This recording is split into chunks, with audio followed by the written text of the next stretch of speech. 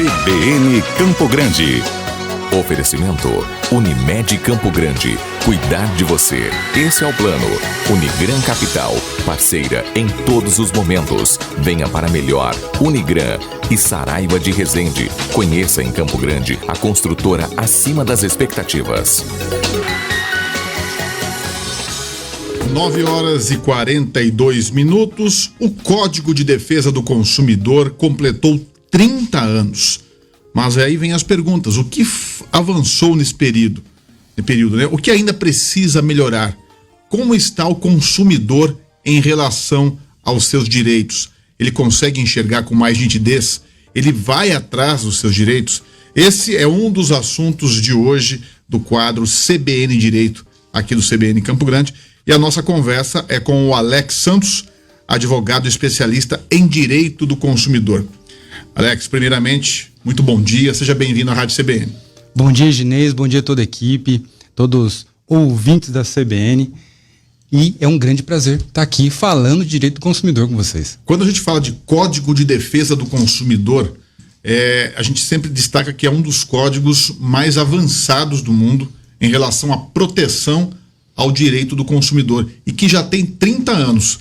Qual que é a tua leitura em relação a esse período já de 30 anos, esse amadurecimento do código? É verdade, Inês. Nós temos o que há que ser entendido como a lei consumirista mais evoluída do planeta. Mais evoluída do planeta, por incrível que pareça. Se nós pegarmos aí outros países, nada tem o que o Brasil tem. Mas isso tem um porquê, Ginês. Nós temos o legislador, quando fez isso há 30 anos atrás, tinha todo um contexto político também. Ele aplicou o que nós chamamos de princípio da equidade, o princípio constitucional da equidade. O que significa isso? É dar mais a quem tem menos e menos a quem tem mais. O que isso desdobra? O consumidor daquela época, ele não tinha voz quando se tratava, quando negociava com o fornecedor, com o prestador de serviço. Então a lei ela foi realmente necessária. Então, assim, o que eu tenho para considerar desse período de 30 anos? Né? Naquela ocasião, a internet ainda engatinhava. Evidente, o consumidor, naquela ocasião, não tinha voz, tanto que se foi necessária a lei. Os empresários ficaram realmente com muito medo na ocasião, mas a lei também ampara o prestador de serviço e o fornecedor. Então, com o tempo, com o desenrolar das coisas, a aplicação da própria lei, foi vendo que não é esse bicho papão todo. Bom, algumas coisas mudaram na lei durante esses 30 anos, e eu queria só pontuar assim, nós precisamos ainda, o legislador precisa ainda se preocupar com alterar a lei. Mas mais do que isso, enquanto o consumidor não se fizer um bom uso da lei que ampara ele, nós não teremos um legislador melhor. Digo isso de maneira bem pontual. Exemplo, com o surgimento da lei consumerista, o consumidor buscou o acesso ao judiciário para tratar das relações de consumo viciadas, com defeitos e por aí vai. Só que nem para tudo se aplica, se justifica entrar no judiciário com uma ação judicial consumerista. Nem tudo. Eu não posso demandar judicialmente porque foi cobrado 1 centavo a mais. É raro acontecer? É raro, mas não posso judicializar uma ação, mobilizar o judiciário e comprometer a própria lei em razão disso. Então, quando o consumidor faz o bom uso da lei, comunica os seus direitos, vai hoje à internet e fala o que está ruim, o que precisa melhorar, o legislador entende isso de uma forma melhor. O que mudou nesses 30 anos que eu acho mais significativo foi principalmente, né, ou seja, as mudanças na lei, na evolução da lei, foi a higienização de utensílios e equipamentos em produtos dispostos ao consumidor, informações mais claras nos produtos, sobretudo as pessoas com deficiência. Então isso é muito importante. A publicidade por telefone não pode ser onerosa para o consumidor, isso já é uma regra aí de anos atrás. E as informações completas em todo o material, em toda a plataforma utilizada pelo prestador de serviço e o fornecedor, sites, coisas assim. Então, nós temos hoje uma necessidade sim crescente de evoluir. né? A gente vai pontuar algumas sugestões aí que há muitos projetos de lei, né? Então, o de mais significativo em 30 anos, um resumo em poucos minutos, é isso, Ginês. Agora a gente falando de evolução do Código de Defesa do Consumidor. 30 anos, nós já tínhamos ainda aí engatinhando a internet. Verdade. Né? Só que a gente não era usada como é hoje. Né? A relação de consumo não é hoje. Hoje nós temos aí plataformas sociais, Instagram, Facebook, sites, que são máquinas de venda. Verdade. Não é isso? Verdade. Muitos veem como questão social, mas eu vejo como máquina de venda. Você vende e compra de tudo nas redes sociais. É verdade. E essa relação, você acha que isso ainda está sendo construída? Faz parte dessa evolução? Faz parte e a gente não sabe onde vai chegar. Veja só, mais do que as redes sociais.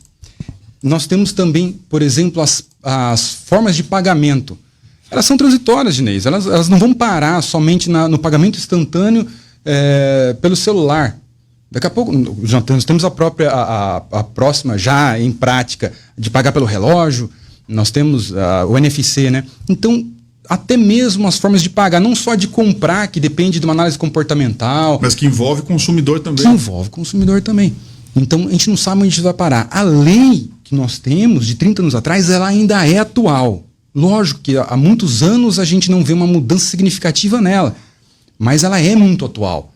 E, evidente, há algo que se mudar, desde que também o consumidor, a lei ela é orgânica. Né? Eu diria que a lei é sintética, mas o ser humano como um ser orgânico, é ele quem muda, faz o legislador pensar e mudar. O que muda é essa relação de consumo, né? Sim. Como isso?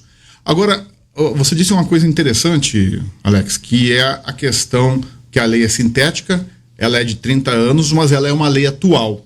E diante disso, com todas essas transformações que a gente está vendo na relação de consumo, quer dizer, o cerne da questão, os direitos, isso pouco muda. Né? O que mais muda mesmo é o meio do cliente comprar, é o meio de ele receber e, principalmente, o meio de ele acessar um direito dele.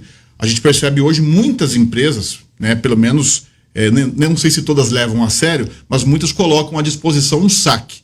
Né? Sim. Que é uma forma também de interagir com o cliente e manter esse cliente satisfeito. É verdade. E, inclusive, dispor o Código de Defesa do Consumidor a exibição no local, no estabelecimento. Mas eu ia apontar uma coisa interessante que você me fez lembrar.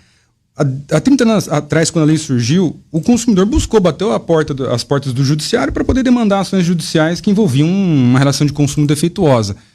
Só tem que se falar o seguinte: ainda hoje, mesmo com esse código todo atual, todo moderno, mais evoluído do planeta, ainda temos julgados,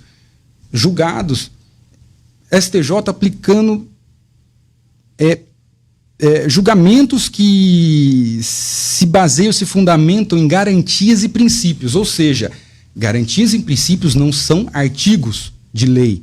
Então, essa evolução necessária que nós buscamos como consumidor, como operador de direito, é se inserir neste código novos artigos que sejam específicos. Esse trabalho de inserir, você acha que isso depende do quê? Depende. Para que isso vire fato, vire realidade e vire uma atualização. Depende primeiro de nós fazermos um bom uso da lei, mas também pontuar juntamente com nossos representantes políticos, certo? Há diversos políticos que se entremeiam pela defesa do consumidor, em Campo Grande mesmo, diversos. É o consumidor bater a porta deles, levar uma ideia de um projeto de lei para que eles possam carrear e levar adiante essa necessidade que é inerente da sociedade. Eu acredito que seja isso, o melhor caminho. Eu estava até vendo aqui um artigo que eu acho que eu compartilhei contigo também, que tem 2 projetos falando em projetos de lei, né, para atualizar o código, já foram aprovados no Senado e aguardam votação na Câmara dos Deputados. Um deles é voltado para o consumidor que está cheio de contas a pagar, mas que precisa negociar a dívida para continuar comprando o básico. Eu imagino que tem muitas pessoas nessa situação que às vezes ela fica travada de uma forma que ela não consegue sair desse círculo, né? E o outro projeto que é sobre o comércio eletrônico, que aí talvez vá trazer aí uma atualização mais específica, né, para essa modalidade que não para de crescer e que cresceu muito durante a pandemia, que é a compra online. As pessoas perderam um pouco o medo de comprar online por conta das restrições, da pandemia, e se arriscaram mais e viram que não era um bicho de 7 cabeças, né? Então são 2 projetos que estão sendo também aí atualizados, né? É verdade. Na verdade, Inês, é importante salientar que há mais de 40 propostas hoje, projetos de lei hoje, no Senado. Todos para atualizar o Código de Defesa do Consumidor. 40 projetos. 40. Então, assim, o que isso significa? É uma crescente necessidade do Código de Defesa do Consumidor se atualizar. Mais outra, aqui você pontuou 2 coisas e vamos trabalhar em cima delas. Por exemplo, o superendividamento.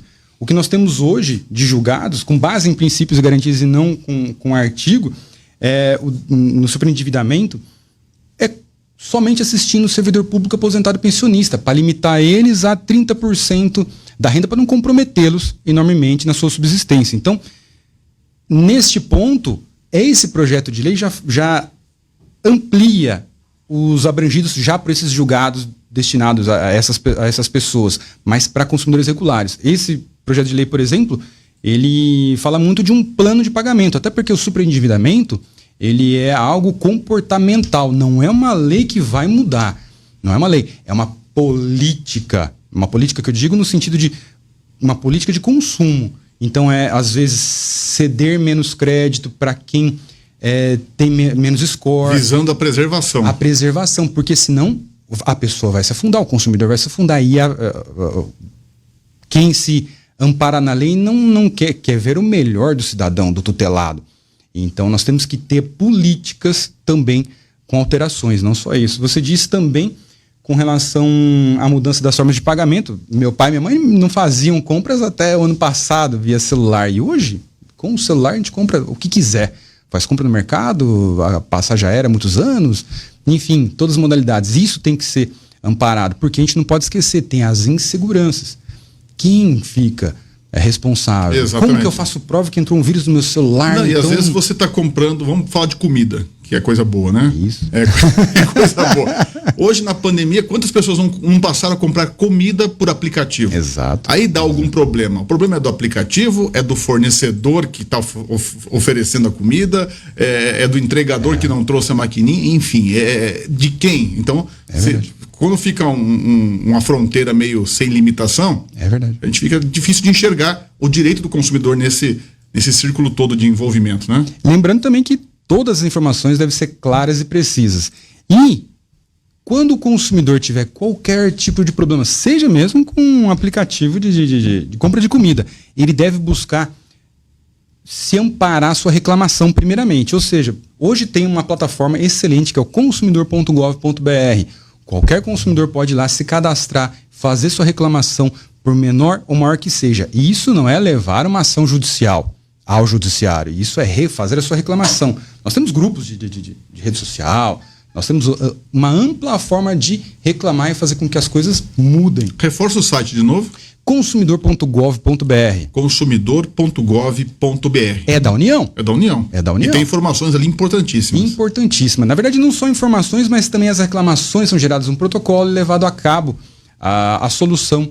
Né? Havia um outro site particular, né? Mas esse consumidor.gov.br é uma plataforma federal da União, então é o que nós devemos usar. Oficial, por assim dizer.